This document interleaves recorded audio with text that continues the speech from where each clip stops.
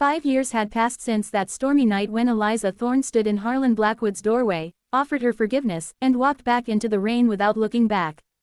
The Blackwood Ranch, once the pride of Montana Territory, had shrunk to half its former size. Harlan had sold off parcels of land to cover debts, to pay higher wages to keep the few loyal hands who remained, and to quietly fund the women's shelter in Helena that bore no name but was whispered about as the house that guilt built. Harlan himself had changed beyond recognition. The broad-shouldered, commanding rancher was now a gaunt, gray-haired man in his early 50s, with deep lines etched around eyes that rarely met anyone else's gaze. He still rode the range every day, but more to escape the empty house than to oversee the cattle. The crew spoke of him with a mix of pity and unease. The boss was polite now, almost gentle, but there was a hollowness in him that no amount of hard work could fill. In San Francisco, Eliza Thorne had become someone entirely new. Her boarding house, the Aurora, had started as 4 modest rooms for traveling women seeking respectable lodging away from the rougher parts of the city. Through relentless effort, shrewd investments, and an uncanny ability to read people, she had expanded it into a 3-story Victorian gem on Nob Hill, complete with a small dining room that served meals rivaled only by the finest hotels. Widows, schoolteachers, actresses between engagements, and even daughters of wealthy families escaping arranged marriages, all found safe harbor at the Aurora. Eliza ran it with calm authority, her auburn hair now often pinned up in elegant styles, her wardrobe filled with silk and fine wool instead of calico. Yet those who knew her well noticed that she never wore blue again, and that her emerald eyes could turn cool in an instant if a man's hand lingered too long or his tone became too familiar. Word of Eliza's success had traveled, as success always does. Merchants in Helena spoke of the Montana girl who made good in California. Old ranch hands who passed through San Francisco on cattle drives brought back tales of a grand boarding house run by a beautiful red-haired woman who treated her staff like family and her guests like queens. The stories reached Harlan eventually, carried on the wind of gossip that blows through saloons and supply stores. Each mention of her name was a fresh twist of the knife he had carried in his chest since the night he tore her dress. He told himself he was glad she had thrived. He told himself he had no right to feel anything else. But late at night, when the wind rattled the windows of the too-large house, he wondered if she ever thought of him at all, or if she had buried that memory as completely as she had buried her past life in Montana. Fate, however, has a way of circling back when least expected. In the spring of 1891, a severe drought gripped California. Wells dried up, orchards withered, and the price of everything from flour to feed skyrocketed. The Aurora's elegant dining room began to serve simpler meals, and Eliza found herself dipping into reserves to keep rates affordable for her long-term guests. Then came the letter that changed everything.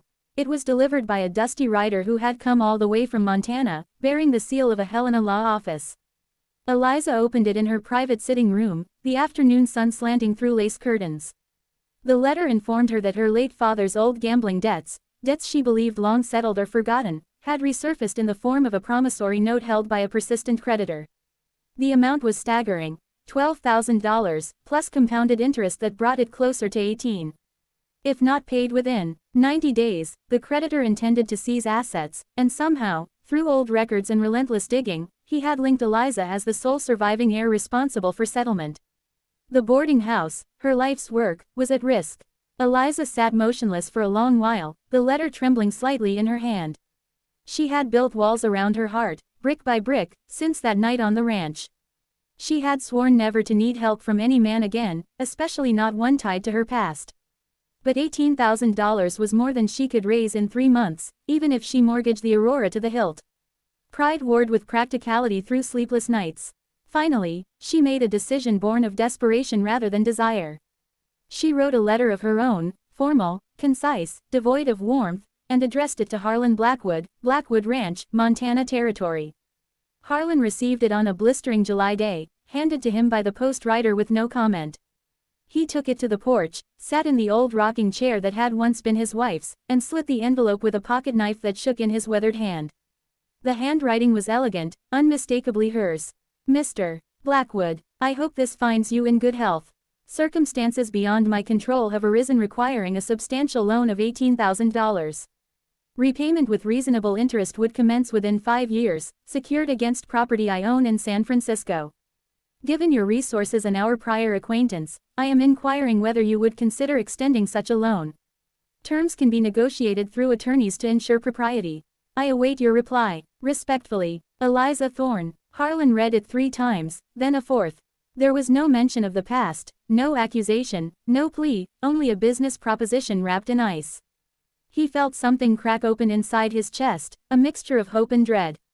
She needed him. After all these years, she needed something only he could provide. But the tone of the letter told him clearly, this was not forgiveness revisited, not reconciliation. This was necessity. He did not reply by mail. Instead, he packed a valise, told his foreman he would be gone a month or more, and boarded the train east to San Francisco. The journey took 8 days, days he spent staring out windows at changing landscapes, rehearsing words he knew he would probably never say. When he arrived at the Aurora, late on a foggy afternoon, the sight of the elegant building nearly undid him. It was everything the rumors had claimed and more. Painted ladies in pastel colors lined the street, but the Aurora stood out with its pristine white trim, blooming window boxes, and a discreet brass plaque that simply read, "The Aurora, board and lodging for ladies."